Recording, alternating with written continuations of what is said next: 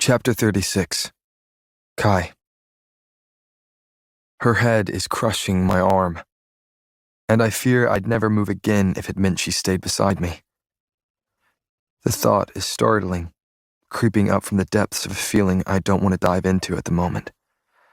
So, I smother it, content to silently stare up at the sky streaked with pink clouds. The bedroll does little to disguise the feeling of uneven dirt beneath my back, and yet, she sleeps soundly beside me. It's impressive, really. She danced atop my feet until her eyelids grew heavy. Her head slumped against my chest.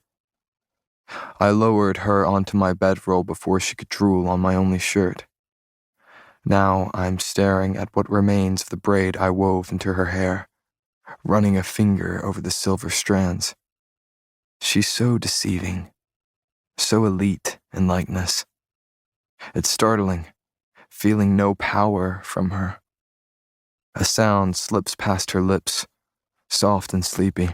I fight the urge to wrap my free arm around her, to brush my lips across her neck. Despite everything, I struggle to not want her.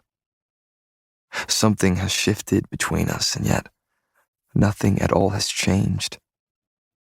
She's the same Payton I knew before finding out she was ordinary. The same Payton I knew before she killed the king. The same Payton I was falling for. And it's terrifying. Terrifying to know every terrible thing she's done and still want all of her in spite of it. I just don't know if she can say the same for me. I killed her father, after all. She defended herself against a man I loathed, while I murdered a man she loved. And now I've chained her to her doom. She is the mission I'm dreading. She stirs and I still. When she flips to face me, a blue eye peeks open, blinking in the morning light. "You didn't wake me," she grumbles, puzzled. I don't bother trying anymore. She laughs sleepily. "I would have thought you'd thrown me over the horse by now." I lift the hand she's not currently crushing and flick the tip of her nose. Traveling is only fun when you're constantly trying to escape. I drop my hand to see wide eyes blinking at me. Shit. Once again, I hadn't thought about what I was doing until the deed was done. I haven't flicked her nose since that final trial where everything went to hell. That final trial I was racing to finish just so I could find her on the other end. I hadn't flicked her nose since I was foolish enough to have feelings for her. Yet here I am, following that same fate. Falling into the same patterns, the same Payton. She clears her throat, suddenly looking very much awake. "Would you like me to keep trying to escape?" "It is rather entertaining," I say casually, despite feeling anything but. "Good to hear, because I wasn't planning to stop." In one swift movement, she's grabbed a jagged rock from beside the bedroll and buried it against my neck as she leans over me. This could do enough damage for me to escape. Don't you think? My smile shifts into a grimace when her other hand presses against my hip as she props herself up further. "Only if you're able to go through with it," I manage, blowing out a breath. Her brows knit together with something deceptively akin to concern. "What happened? What is that face for?" "Maybe," I bite out. "It has something to do with the rock digging into my throat." "Oh, please. I'm barely putting any pressure." She leans her weight against my hip again, and I wince just enough for her to catch the movement. Her eyes dart down my shirt before widening at what they see. "Why are you bleeding?" Her head whips back up towards mine. "And why didn't you tell me you were bleeding?" "It's just a scratch, Gray." "A scratch?" She chokes, dropping the rock. "You're bleeding through your shirt. I'd hardly call that a scratch." "Are you worried about me?" She looks away, rolling her eyes. "You seem worried." "Yes," she says simply, meeting my smug stare. I'm worried you'll become a dead weight. And seeing that we're chained together, I'd rather not have to drag your body back to door. How thoughtful. Her eyes have already returned to my stained shirt. I didn't stab you. So who the hell did? Stable hand. He had a small blade between his knuckles. The wound wasn't deep, but it must have reopened last night. She shakes her head at me, disappointment drowning her features. What the hell is wrong with you? Seriously, she half laughs. I'd love to know. This could have gotten infected. Why didn't you tell me? Because I've survived far worse, Gray. Her gaze softens. That doesn't mean you keep suffering just because you know you can. I study her face, the way she bites the inside of her cheek in concentration, or blinks rapidly in frustration. When her fingers curl around the hem of my shirt, I feel my heart stutter in my chest. I need this up, she says softly, pushing the fabric to expose my stomach. I swallow, always trying to get me naked, aren't you, darling? No, but I am always saving your ass, Prince. She squints at the wound, struggling to see past the blood. Yeah, it doesn't look too deep. He just grazed me, I say casually. I told you it was shallow. She gives me a look. That doesn't mean it won't get infected. She fumbles for her pack, feeling around inside until she pulls out the disgustingly yellow shirt. Using her teeth, she rips a strip of cloth from the bottom hem and sparingly soaks it in water from one of our few canteens. We don't have any ointment, so cleaning it up will have to do. I watch her closely as she wipes the wound clean of blood. Watch her breathing quicken and her hands tremble slightly. She looks away, growing paler by the second.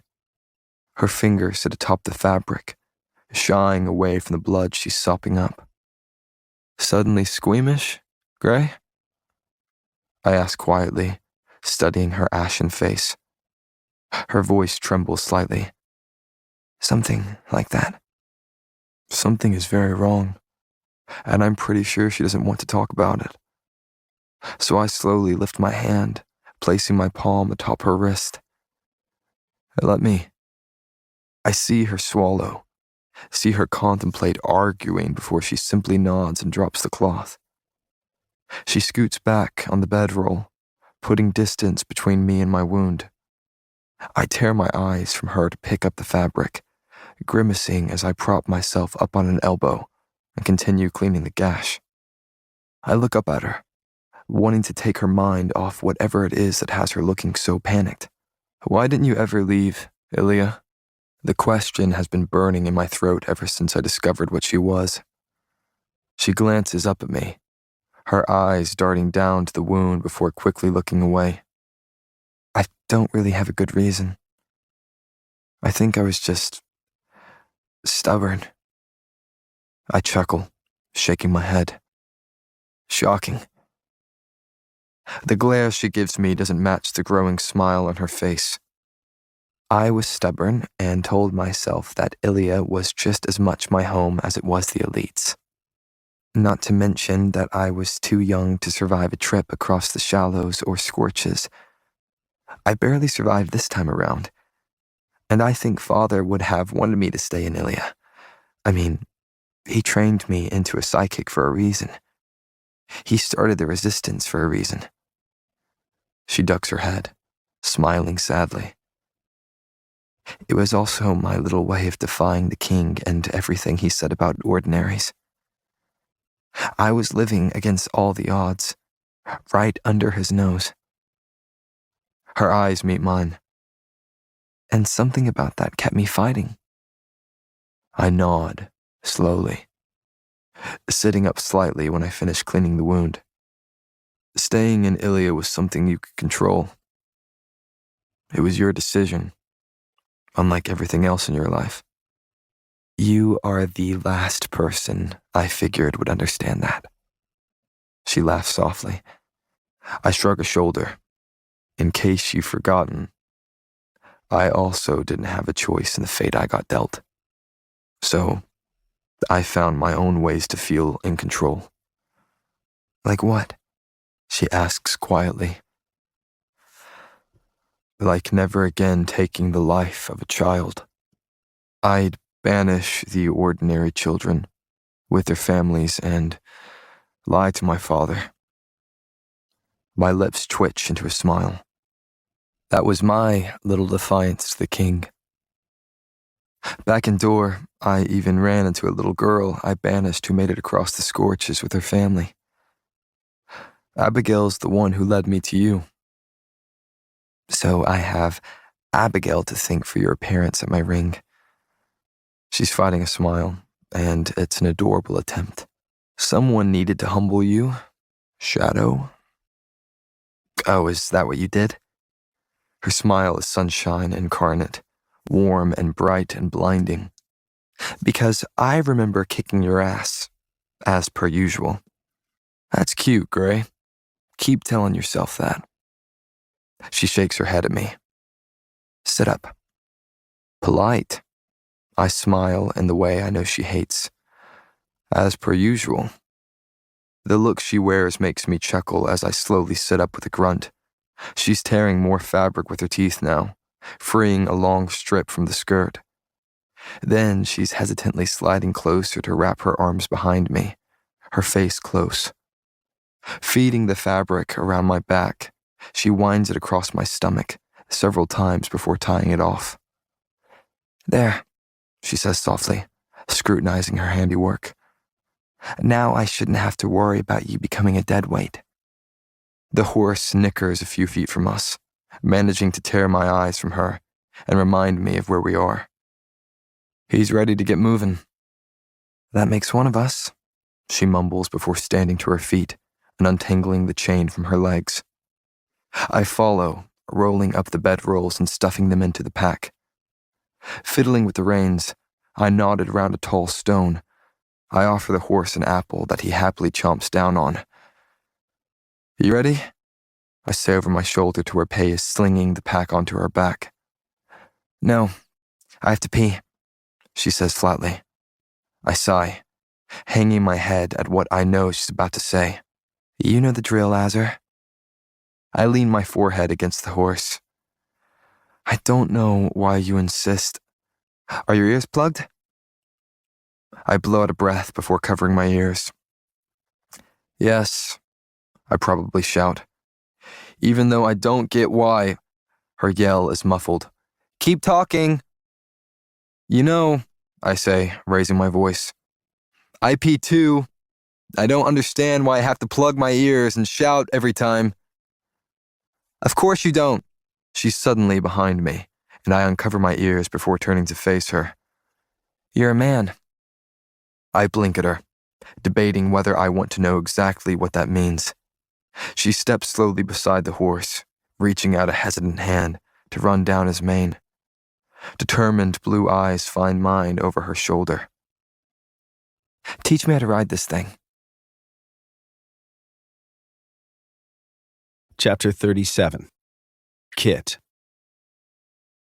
Light spills through the windows lining each ornate hallway. I almost wince at the sheer brightness of it all, having been locked within my dungeon, otherwise known as the study. Emerald carpet softens my steps, while each stationed Imperial struggles not to stare at the sight of me. I slipped the box into my pocket, though I'm not entirely sure why. I've come to the conclusion that the constant feel of it helps convince me that I'm in control of the situation, that I'm making the right decision. But the box feels heavy against my leg, slowing each of my steps. Following the wafting smell of dinner, I turn down another hall, earning shy smiles from passing servants. I self-consciously run a hand through my hair, hoping I didn't look like the mad king they all whisper about. I ventured from my study in hopes that they would gossip about something else for a change. Perhaps about how I've scrubbed the ink from my hands and exchanged my crumpled shirt for a crisp new one, or how I ate my meal this morning instead of dumping it from the window. If nothing else, the fact that I left the study at all will earn their attention. Warm light leaks beneath the kitchen doors, pooling around my feet when I falter to a stop. The knots in my stomach seem to tighten at the sound of her booming voice, familiar and frightening all at once. I've been avoiding her, and I'm not quite ready to deal with the consequences of that decision. I turn, retreating down the hallway like the coward I am. A servant passes by on her way to the kitchen, averting her gaze when I attempt to meet hers. Great. Now I've been spotted tiptoeing around my own castle. I'm really not helping my case. I have all of 8 seconds before the cook has caught me. "Kit?" she says with the tone of a question but the volume of a shout. I spin, spotting her head peeking from between the kitchen doors. With a forced smile, I make my way back over to the bustling kitchen. "Hi, Gail," I say, sounding far too sheepish for a king. She swings open the door, allowing me full view of her floured face and food-splattered apron. There is a split second where I'm convinced she hates me, convinced I'm nothing more than the rumors, nothing more than the mad king she is now forced to serve. But the second passes, and in the next, I'm being pulled into a crushing hug. "Oh, my sweet kid." Flower-streaked arms encircle me, flooding every cold crack in my heart with warmth. When she finally pulls away, it's with a wide smile on her face. Come in. I have something for you." I'm dragged into the kitchen, feeling like the boy she raised. Dozens of eyes widen at the sight of me before quickly darting away. Servants scurry out of the way as Gail guides me to the counter where Kai and I typically loiter. "I've been making some every day, hoping you'd come and see me." She pushes a covered plate towards me, lifting the napkin atop it to reveal a glistening, sticky bun. The smile that forms on my lips feels foreign. "Thank you, Gail." I clear my throat. "I'm sorry I haven't visited sooner." Her gaze softens. "Well, you're a busy man now." "Unfortunately," I say as lightly as I can muster. She eyes me, seeing something on my face that warrants her yelling, "All of you out! 5-minute break before we plate food." No one questions the order. In a matter of seconds, each servant has filed out the double doors and spilled into the hallway beyond. When it's quiet enough to hear me bite into the sticky bun, Gail pins her scrutiny back on me. "Heard you've been dumping my meals out the window." She raises an eyebrow. "Not up to your standards anymore?" "No," I say defensively. Then again, because her eyebrow continues to climb up her forehead. "No, of course not. I just don't have the appetite I used to."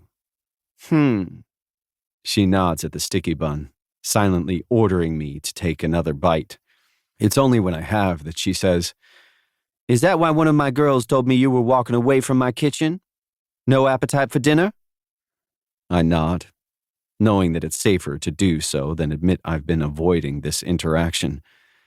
She nods back, though I doubt she believes me. "How are you doing, kitty?" Her question halts the sticky bun on its way to my mouth. This is the exact reason why I didn't want to face her. Because she'll make me talk about it. I'm better, I think. Maybe. Actually, I don't remember what better is supposed to feel like. "I know how difficult this has been for you," she says softly. A rare occurrence for her. "Not only about your father, but also..." She hesitates at even the insinuation of how much I cared for her. How much it hurt when she betrayed me like she did. Killing my father and more than a piece of myself in the process. "Yes," I manage. "It's been difficult. But I've had help." I think of Callum and his guidance, of Kai and his effort to salvage the relationship I may have ruined. She nods, rubbing a napkin across my cheek as though I'm still the toddler she once scooped into her arms. But I don't fight it. It's comforting, being cared for. Nice to pretend that Gail is the mother I never got to meet. Kitty, because I love you, she begins evenly. I have to ask. There is a long pause before she gains enough courage to let the words spill out. What do you plan to do with her once Kai brings her back? I almost muster a laugh. If he brings her back. Don't you say that, she scolds, ignoring the fact that it's the king now standing before her. Of course he will bring her back to you. And not because it's his duty, but because he loves you. And what if he loves her more? The words tumble from my mouth, conjured from my deepest fears. I've barely allowed myself to think it, let alone speak of it. But what's worse is the way that Gail's face never changes. Her expression is blank, her back straight and eyes unblinking, as though this isn't the first time hearing the question, as though she's asked herself the same one. I look away, desperate to focus on anything but the question hanging between us. My eyes land on a thin candle tucked into the corner of a counter. I nod towards it, desperate to change the subject. Is it someone's birthday? There's a cake candle out. Oh, Gail says slowly, walking over to snatch up the candle. I found one for Kai, but it was too late.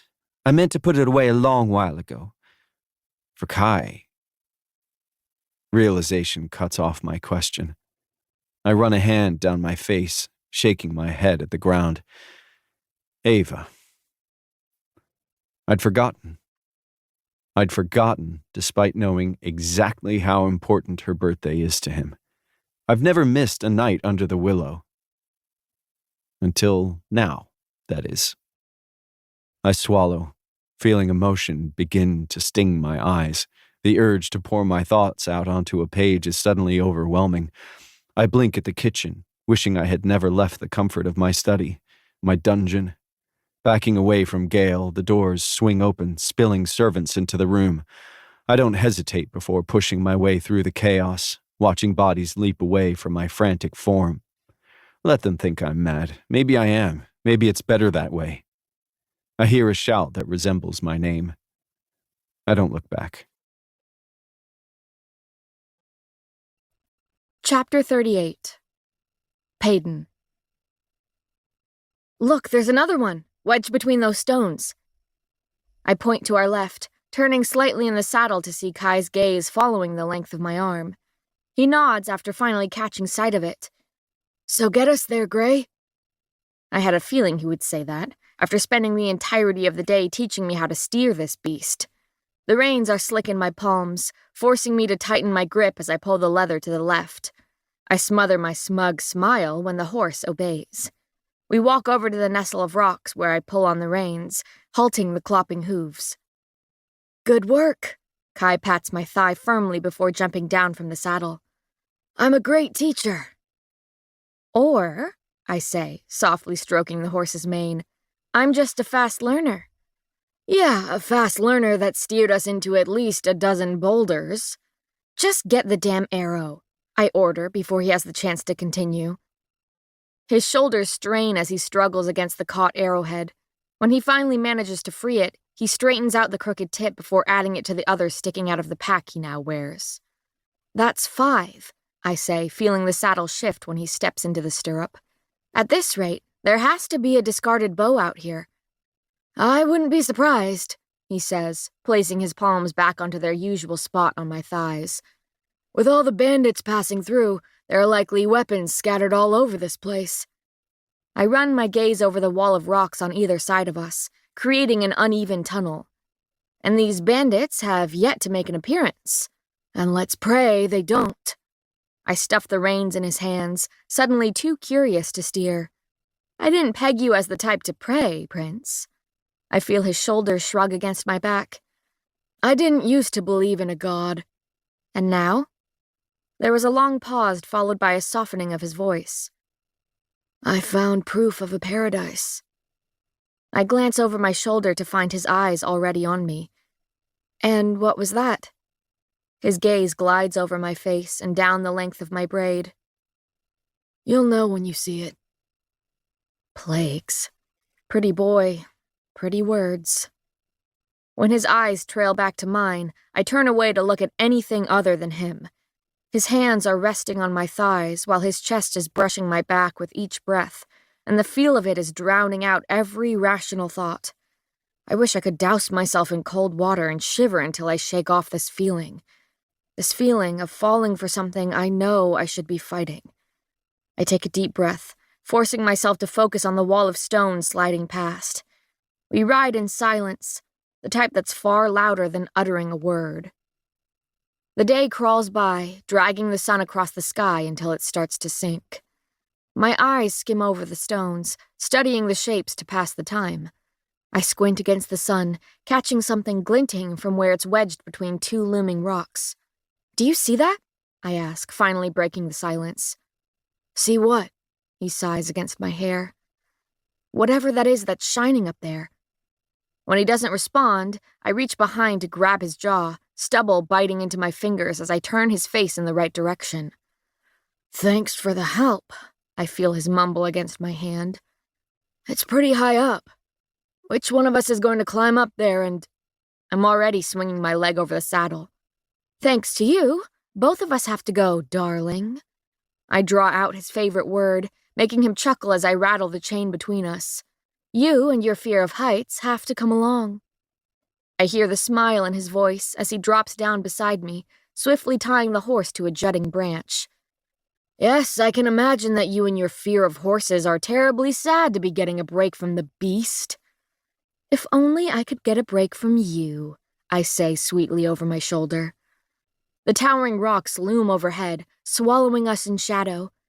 There are more trees scattered around in this cluster of stone than I've seen since setting off into the sanctuary. This way, I say, staring up at the shining something. The trunk of a massive tree weaves up from between the stones, creating a sturdy foothold. My fingers curl round the rough bark of a branch beside my head, and with sore muscles straining, I slowly start the climb upwards. Kai trails close behind, following the path of foot and handholds I found. I'm nearly level with the top of the stone beside me, stretching to see over it. The tip of a bow juts between the rocks, its bronze cap blinding in the sun. My face splits into a grin. Can you reach it yet? Kai calls from beneath me.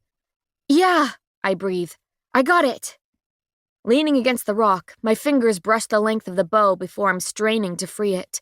When the weapon leaps from the rock, I nearly fall from the tree I'm clinging to. Found our bow, I pant. Too bad you won't be allowed to use it. I sling the bow across my back. Why? Your ego can't handle that I'm a better shot? It's not my ego I'm worried about you wounding, he says smoothly. It's the rest of me. Dead weight, remember? I'm about to start climbing down the stone when my gaze snags on what glints behind it.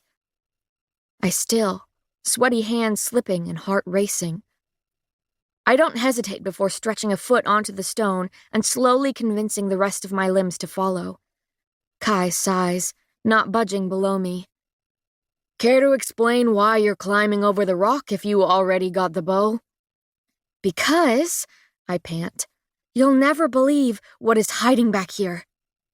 I'm on top of the boulder now, making my way down the backside. The chain tightens between us, stalling my progress. Come on, Azar. At least try to keep up with me. It's not as though I have a choice, Gray. The chain loosens as he begins to climb, allowing me to ungracefully slide down the short back of the stone and onto the plush grass below. I blink at the beauty I'm beholding. It's like a hidden world, a piece of perfection. A grove of drooping trees sprouts from a bed of soft grass, their branches tangling together as though they've been holding hands for decades. Large roots break through the earth to weave between vibrant foliage, encircling the most beautiful thing of all. A sparkling pool shimmers in the center of the scene, rippling each time a soft breeze blows through. Plants crowd the water to soak their leaves and bathe in the sinking sun. This place is peace itself. Kai is suddenly beside me, marveling at the masterpiece before us. It's no wonder the bandits claimed this place.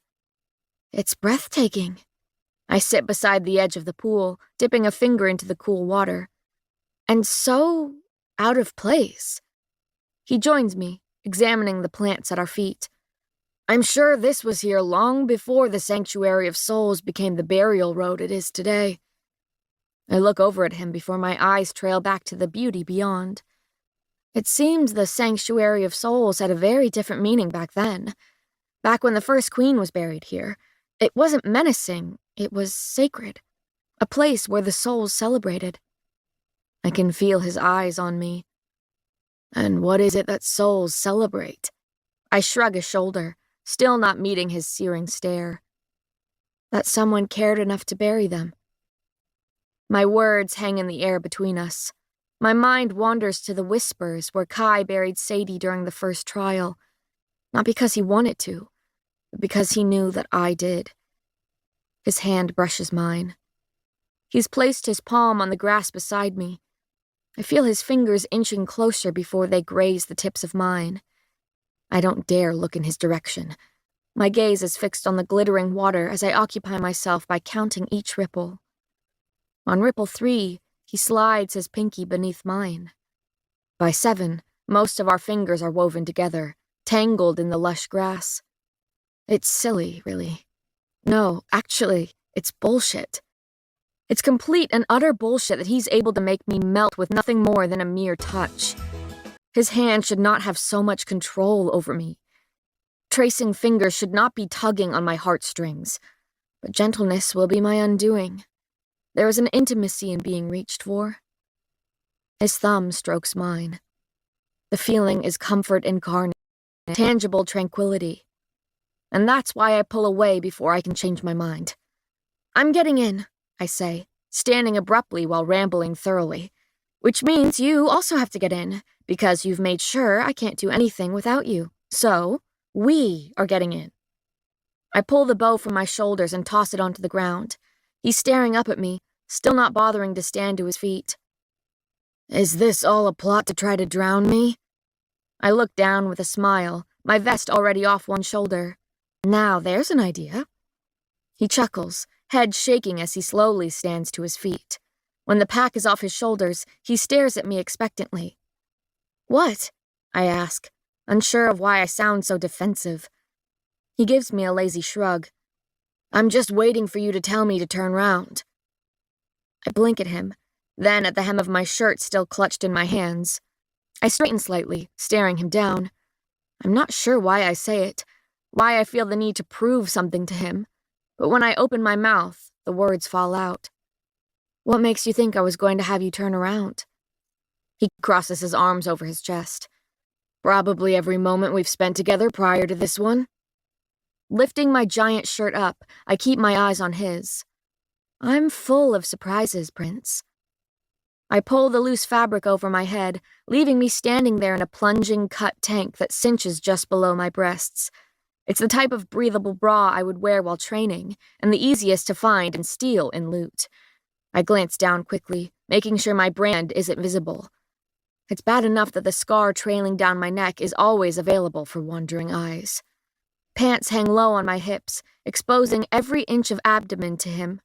When his eyes skim over me, I shiver despite the setting sun streaming through the trees. There's something about the way he's looking at me that makes it difficult to not want him to. His gaze is reverent, slow, like an earnest prayer. I swallow when his eyes find mine again, take a breath when he swiftly pulls his shirt over his head. The cloth I wrapped around his stomach is splotched with blood, and he doesn't bother looking down as he begins unraveling it. Good to wash it out, I breathe, because I can't think of a single thing to say. He nods, tossing the fabric to the ground. I hope he didn't hear me swallow at the sight of his tanned body. I've seen him countless times without a shirt, and yet I'm still struggling not to stare. His skin is tanned, every muscle defined. My eyes trace the crest of Ilia tattooed on his chest, the dark lines tangling atop his skin. Plagues, I need to cool off. My face burns, so I turn it in the direction of the pool. You first. He takes a step closer to me and not the water. No, you go ahead, darling. You're looking a little flushed. You know, I say, drowning you sounds more tempting by the minute. His chuckle follows me to the edge of the pool, where I pull off my boots and socks before dangling my feet above the crisp water. I suck in a breath when my toes touch the surface. The water is frigidly refreshing, and I quickly dunk the rest of my feet in. The outer ring of the pool is shallow, the water blue and inviting, but the center grows darker and deeper, and I don't plan on exploring how much so. I hold my breath as I slowly sink into the pool, biting my tongue when the water laps around my hips. I give myself several seconds to adjust to the temperature before tugging at the chain with my foot. Come on. It's warm like your fancy palace bathwater. Yeah? His laugh is scoffing. Is that why your lips are turning blue? My fingers fly to my mouth and the chattering teeth trapped inside. They are not. I drop my hand to splash water at him. Now get in here so I can drown you already. How inviting, he mocks, stepping into the pool. Shit! He hisses between clenched teeth when the cold water reaches his thighs. What's wrong, Azar? I ask innocently. You look a little cold. Oh, and you aren't? I circle a finger across the top of the water, creating ringlets. Not a bit. The look in his eyes has me worried. Well, that just won't do. And then he's wading towards the center of the pool. It's not long before the chain tightens between us, and I'm being tugged behind him.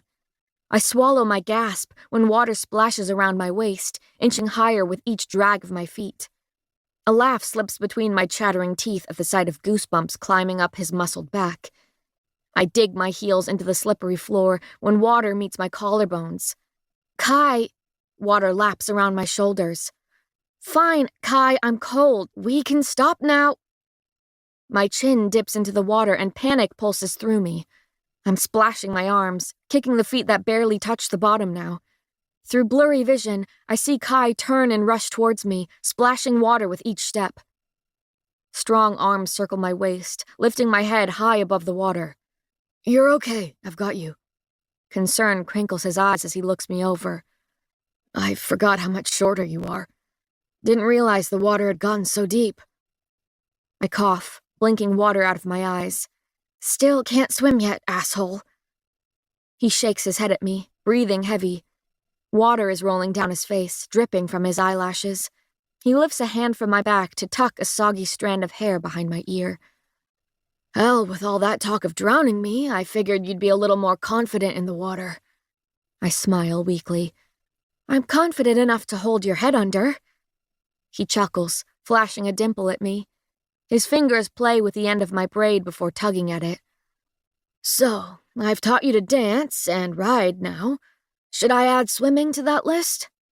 Not if you're going to gloat about it, I mumble. I'm not gloating. Yet. He traces a finger down my wet braid. Simply stating that I'm not sure what you would do without me. I would be free without you, I smile sadly. I would be doing whatever the hell I want. Like fighting in cage matches and living in a crumbling building. Beats rotting in a cell, I shoot back, my eyes on his. His fingers find my chin, wiping away the water dripping from my lips. I won't let that happen. Yeah, I laugh humorlessly. Make sure to kill me quickly, please. I'd rather just get it over with. He shakes his head, eyes on my scar. I flinch when his fingers brush the jagged line and turn away to hide it from him. Gray. Azar, I cut in firmly. Don't pretend to forget who we are to each other. What we are to Ilya. I jab a finger into his bare chest. Elite. Ordinary. Enforcer. Criminal. I shake my head, staring blankly at the branches swaying around us. We are enemies with history. Enemies who hate each other. I don't bother to look at him, but I know he's shaking his head. You don't hate me. Oh, I have every reason to, but that doesn't mean you do. I huff and push my palms against his chest. Put me down. He holds me tighter. You know what I think? No, actually, I don't give a damn what you... I think you hate that you can't hate me. My face is inches from his. Oh, I can hate you just fine. Then hate that you feel something for me. His hand skims my thigh, while the other presses me firmly against him. Hate me for making you want this. A raindrop pelts my cheek. I swallow, searching for words before settling on a shake of my head. I push weakly against his chest, blinking at the beads of water trailing down tan skin. Just pretend, he murmurs.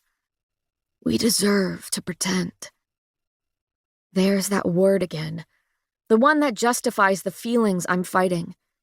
He's lifting my leg, guiding it until it's wrapped around his hip. Another raindrop finds my nose when my gaze lifts to meet his, our faces close. My heart pounds in my chest, raging a war with my screaming mind. I shouldn't do this. He is a slippery slope that I am on the verge of tumbling down, a temptation I know better than to taste. Again. But this is pretend. This is a secret for the souls. And that's what I tell myself as I wrap my other leg round his hip, his hands tightening across my back. Holding me against him, he takes a few slow steps back until the water laps around our collarbones. And I let him, because I trust him more than I care to admit. Rain begins sprinkling from the sky, creating a pattern of ripples around us. This is just pretend, I whisper, melting into his hold. This is just us. A hand slides up my back and over my hair. No titles, no obligations, no history. I nod slowly as I place my hands either side of his neck. Rain splatters onto our faces, falling harder with each second spent staring at each other. You gonna kiss me, Gray, or just continue admiring what you see? He murmurs, now running a thumb over my bottom lip. Still contemplating drowning you, actually. My voice is breathy, my own fingers wandering over the curve of his jaw. Oh, darling, I already am. His lips inch closer to mine, teasing me. And I'm begging you to let me breathe you in. I smile slyly. I thought you never begged. I'm getting used to it when it comes to you. And then his hand slips behind my neck to pull my lips towards his. His mouth is on mine, distracting from every echo of warning bouncing around my skull. He tastes like a mistake, and yet I memorize the feel of his lips against mine. Some part of me knows I shouldn't be doing this, but I can't seem to remember a single reason why. This kiss feels different. This kiss feels like making up for lost time, like every moment our bodies pressed together while our lips kept their distance. Every moment tension twined around us, yet we broke away. Kissing him on the rooftop was intended to hurt him, to show him the extent of my loathing. Hatred coated the lips that met his, and anger enticed me to do it. Our kiss in the sewer was initiated by impending death, spurred by panic. It was rushed and impulsive, everything that this moment is not. This tastes like longing. It is passion parting my lips, desire deepening the kiss. He takes his time doing exactly what he begged to. Breathe me in. A hand runs down my neck, while the other explores the curve of my bare waist. He slows the kiss when my fingers curl into his hair, before running over the length of his shoulders, feeling scars flecking his skin. There is a certain reverence in his kiss, a gentleness in the way he holds my face. I've never felt such delicate passion. Rain is pelting us now, soaking my hair and dripping from my nose. He kisses me harder, despite it all, as though remembering how he hadn't the first time we were caught in the rain outside the palace. I wrap my legs tighter round him, pulling him close enough to feel his heart hammering against his chest. I sigh against his mouth when his tongue meets mine. That has him greedily tugging me hard against him with a callous hand. The kiss grows impatient and demanding and desperate in the way that desire typically is. His teeth pull at my bottom lip. Not with anger or loathing like I had atop that roof, but with wanting. The action sets my body ablaze, spreading fire through every vein. My mouth moves in time with his, matching every swipe of his tongue, every move of his lips. His fingers are in my sopping hair, running down my neck. Thunder claps above us. Perhaps it intended to cheer us on, but instead, it tears us apart. I'm breathing heavy, blinking in the streaming rain at him doing the same. I squint up at the sky crowded with ominous clouds, occasionally broken by a strike of lightning. Loosening my legs from his hips, I clear my throat and force myself to find his eyes. He studies me for a long moment, lifting a hand to wipe a droplet of water from the tip of my nose. "You're shaking," he says, barely loud enough for me to hear over the storm. I swallow. "I'm cold." His lips twitch at that. My fingers trace the swirling Ilia symbol tattooed on his chest. "Your heart is pounding." "That tends to happen when you touch me, yes." My eyes flick up to find a dimple peeking out at me. The twitch of his lips tempts me to press my own against them, but I manage to restrain as reality sets in. Pretend. Distraction. Weakness. All words to describe what shouldn't have just happened. He gently grabs my wrist to guide it behind his neck, doing the same with the other. "What are you doing?" I ask hesitantly. He steps deeper into the water, turning us in a slow circle. "You tell me, little psychic." I roll my eyes at him while he flashes a smile. His next words mirror the ones whispered after placing me atop his feet to dance beside in the firelight. "Let me swim for the both of us." Chapter 39. Payton. I'm soaked to the bone by the time Kai lifts me onto the edge of the pool. The rain is falling harder now, stinging my eyes and slapping my skin. Kai pulls himself onto the grass beside me, his hair a damp mess over his forehead. He sprawls out on his back, shutting his eyes against the persistent rain. When I move to stand, he wraps an arm around my waist to pull me down beside him. I gasp before laughing as I roll my head towards him in the wet grass. Peace pulls at his features, softens his lips into a slight smile.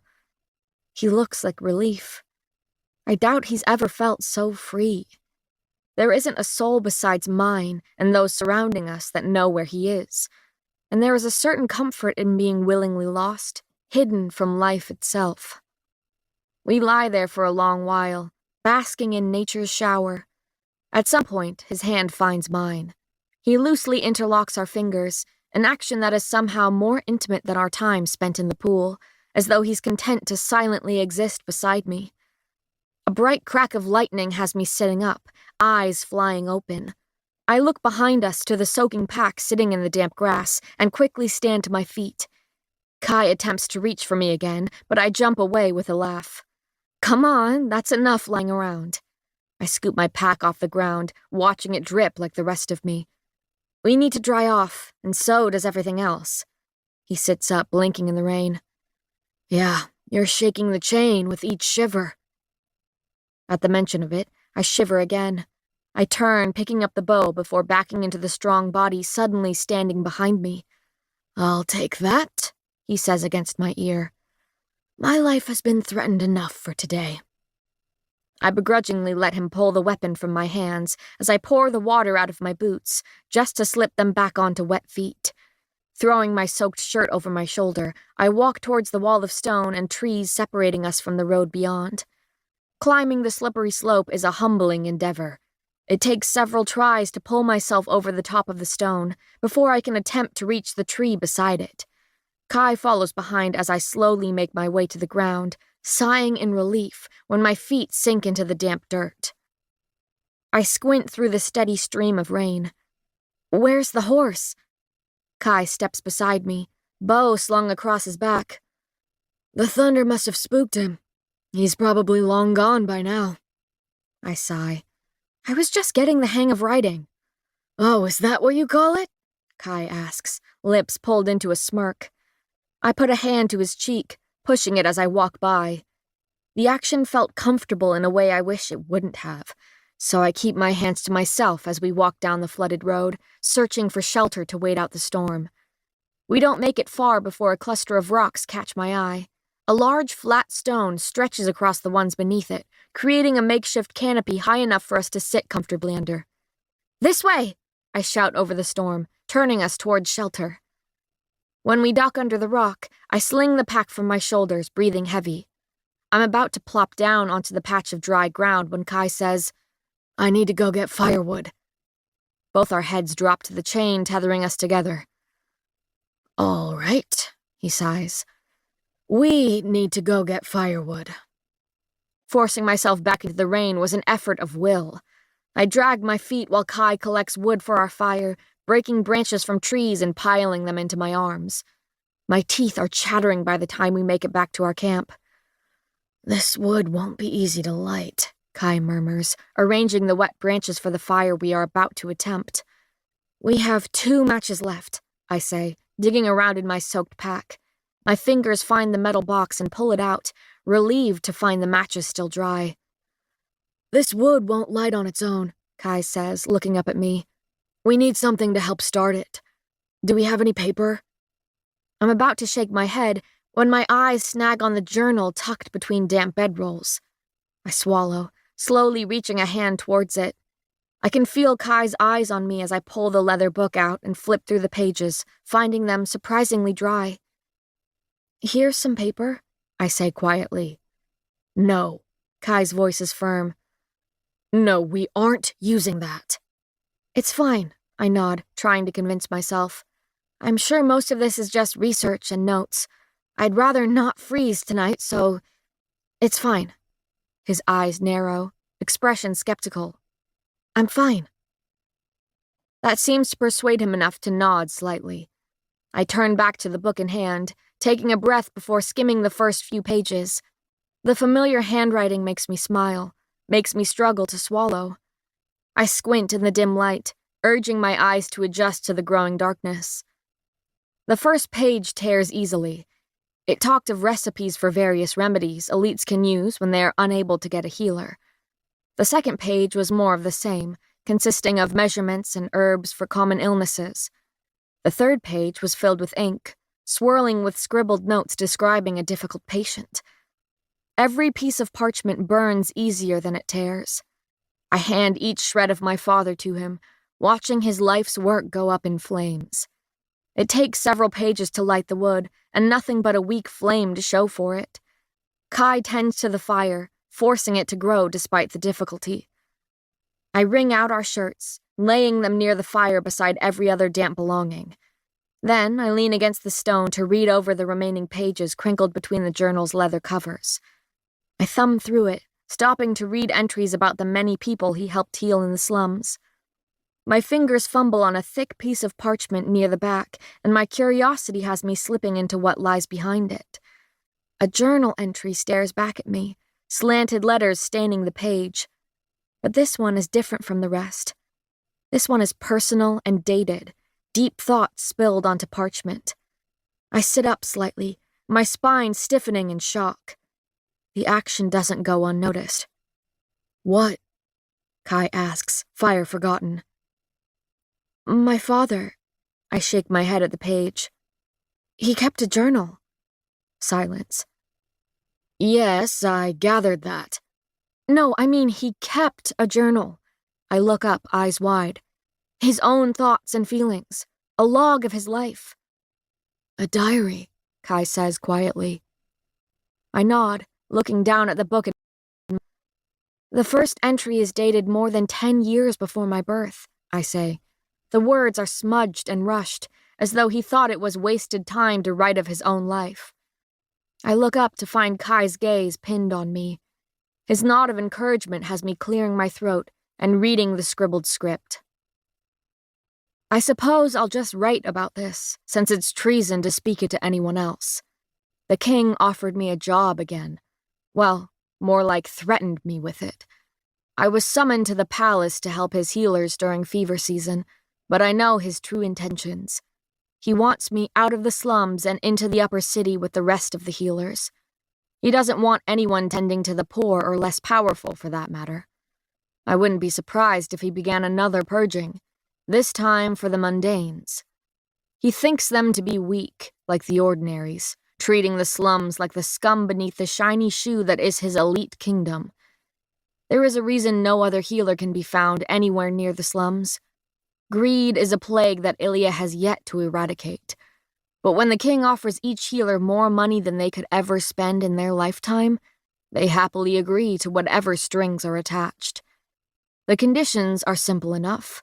Only care for the upper class and promote the idea that ordinaries are weakening our powers through prolonged proximity due to the undetectable disease they carry. He is paying them off. What an expensive lie. Because no one will question what the healers say they detect. For decades, the king has been buying the support of the only people who know this disease to be a lie. And it has worked beautifully. It's not as though healers care for ordinaries. They may know that the undetectable disease is a farce, but they also know that ordinaries and elites reproducing will dwindle our power and eventually cause our kind to go extinct. That alone is enough for their greed to promote the king's lie and ensure that elites never allow ordinaries back in Ilya. It's bullshit, but brilliant. And I'm the problem, the exception with a target on my back.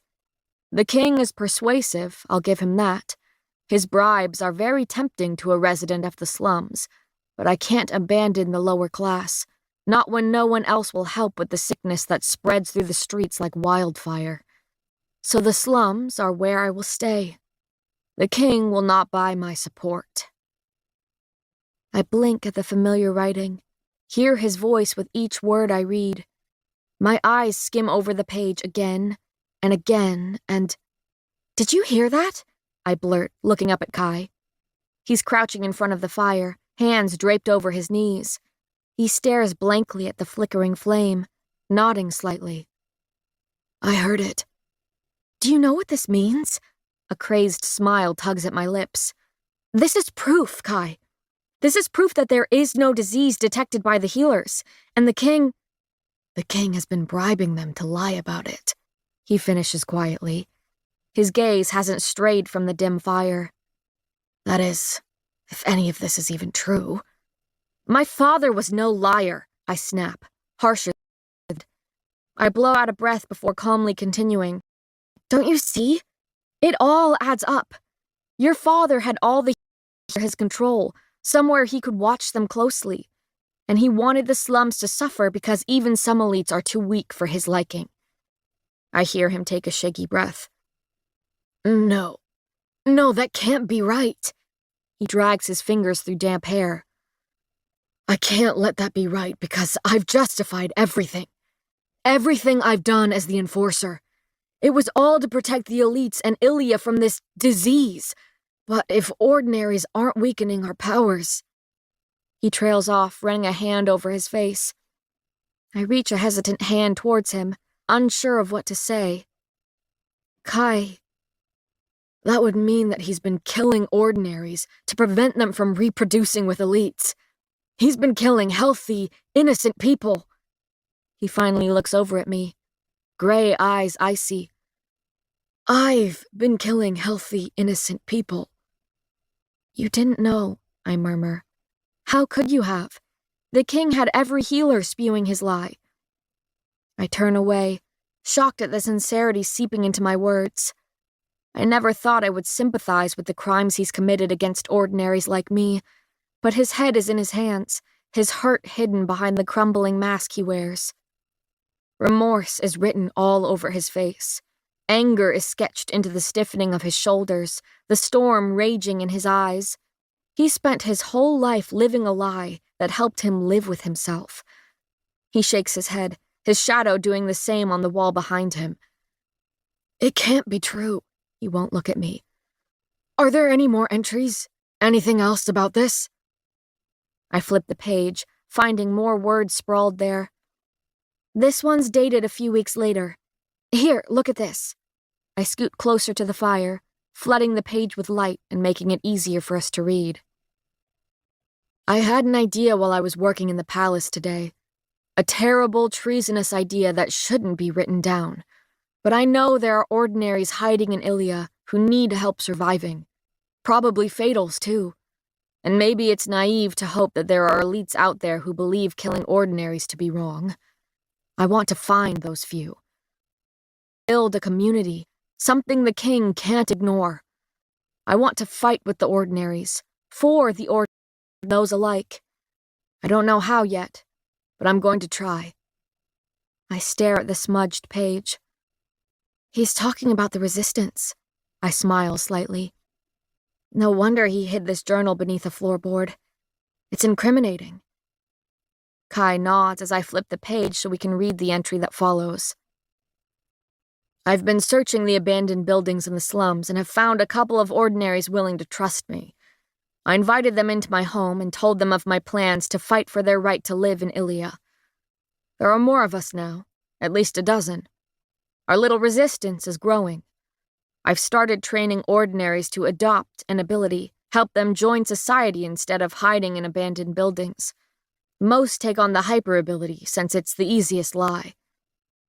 I'm still being summoned to the castle for fever season. The king's bribes are tempting, but I play my part as a healer and return to the slums every time. I eagerly flip the page, finding a different topic scribbled there. I met an ordinary girl. Well, a woman. She caught the fever while living in the slums, which usually means death. But I happened to find her in time. She's beautiful, a complete distraction as I worked. Something about her soul seemed to call to mine. I'm determined to marry her. I finally did it. I married her. I'm going to be a father. Alice has been throwing up all morning with a smile on her face. She's convinced it's a girl. Tears threaten to fall as I read of the mother I never met. Through blurry vision, a date catches my eye, forcing my frantic fingers to a stop. This one's from 3 weeks before I was born, I say quietly, looking up to find Kai staring intently. She lost too much blood. I couldn't stop it. I'm a damn healer and I couldn't even save her. I buried her in the backyard with our baby. She was right. It was a girl. My heart stops. Time slows. I buried her in the backyard with our baby. I shake my head, ignoring the hand Kai places on my knee. I don't understand. Father said she died giving birth to me, but... I trail off, tearing through the pages until I find the next entry. I wasn't planning on writing in here after Alice. I wasn't even planning on having an after Alice.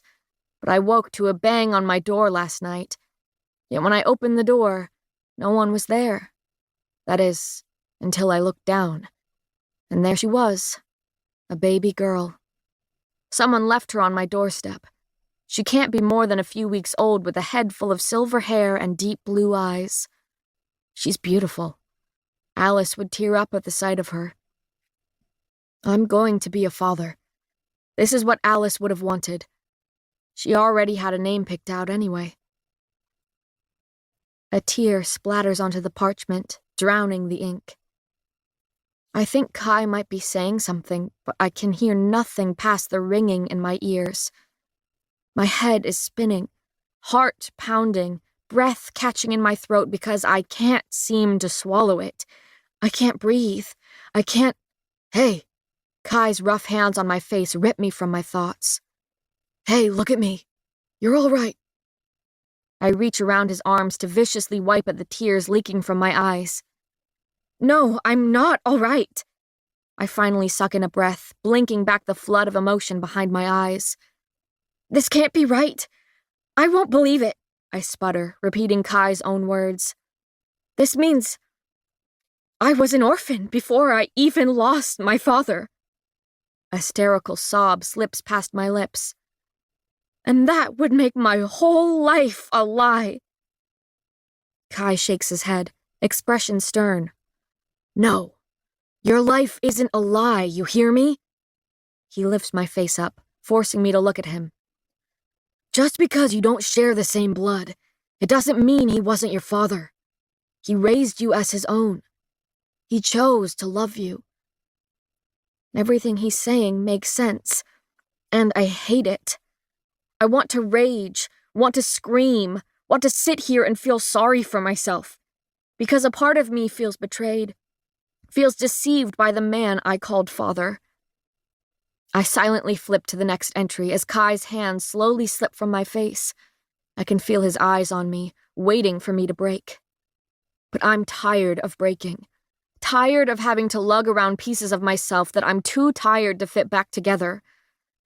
I sniffle, returning my eyes back to the page, and continue reading numbly. Without Alice, my only purpose now is the resistance. It's all that keeps me going.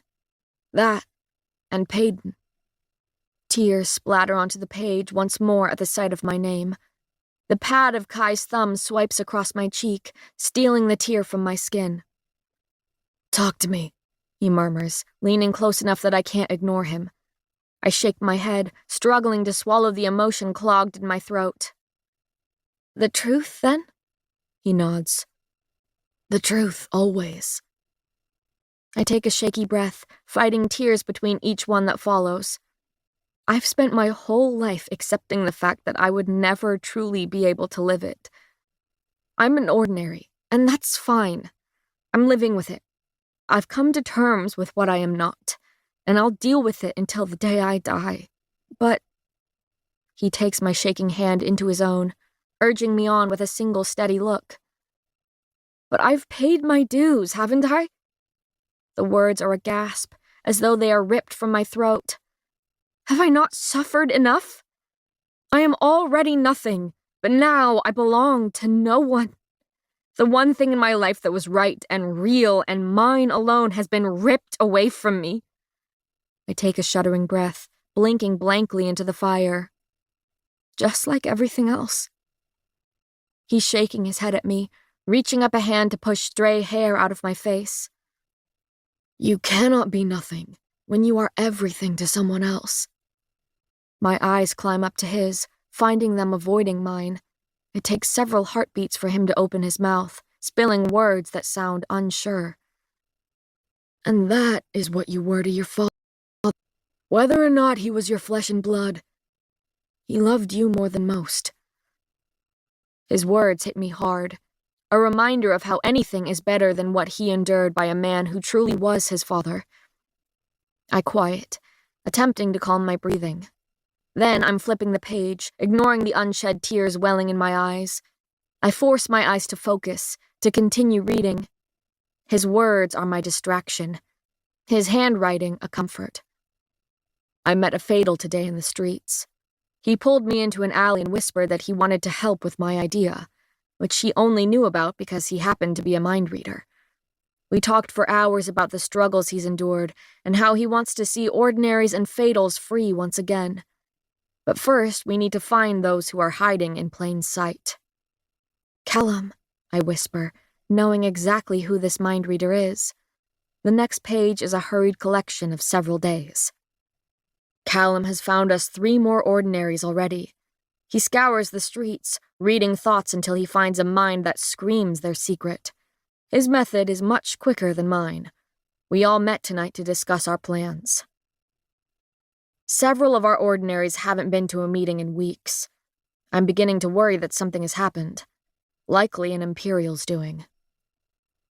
We've cleared out the cellar beneath the house to use for meetings. There are too many of us now to go unnoticed. I fashioned a bookshelf over the cellar door, concealing the entrance in case we get unexpected visitors. I thumb through the pages, skimming over years of growing the resistance. I've appointed leaders to different sectors of the slums. We can no longer all meet at my house. Now, just us leaders hold meetings to discuss how the resistance is doing. We have plans to confront the king and his lies, but we are much too weak to attempt that now. Maybe in the next few years. "Gray?" He says my name softly, attempting to wake me from my stupor. Ignoring the concern crinkling his brow, I furiously flip through the remaining pages. Blank parchment stares back at me until my fingers still on a longer log. I forgot about this journal. Apparently, it's been 6 years since I last wrote in here. There's not much to say other than how big Peyton is getting. It's clear now why she was left on my doorstep. She's ordinary. Her parents didn't want to deal with hiding a child. And damn, are they missing out on her. She's got this fire about her, this quickness. I've been training her differently, more extremely. I never want her to feel anything but strong. And when I noticed how observant she was as a young child, I figured it was best to stick to her strengths. So I'm sharpening that little mind of hers into a weapon to protect herself with. As a psychic, she can do more than pass as an elite, more than survive. She can live. I told her about Alice, told her how she died during childbirth. I've lost sleep trying to decide if I should ever tell Peyton the truth. But I am the only father she's had, and even in death, Alice is her mother. Ink smudges down the page, smearing as though he shut the book in a hurry. I ignore the look of growing concern painting Kai's face as we continue to read the next page dated several years later. I haven't told her about the resistance. I will, eventually. It has gotten more difficult to hide it from her as she's gotten older. I don't know why I haven't told her. Maybe I don't want to get her involved. Maybe she's still just my little girl, despite how strong she's become. Even though she doesn't need it, I want to protect her for as long as I can. And being a part of the resistance is dangerous. The king knows of us now. His Imperials ordered to be on the lookout. Maybe it's best she doesn't know until the resistance is ready to make a move. Maybe it's best she stays my little girl for as long as possible. I flip the page, my vision blurry. Nothing. My fingers fumble with the corners, tearing through each piece of parchment only to find them empty. When my thumb meets the back cover, I stare at the leather binding representing the end of his life, the closing of a chapter. That's it, I whisper. That's the last entry he wrote.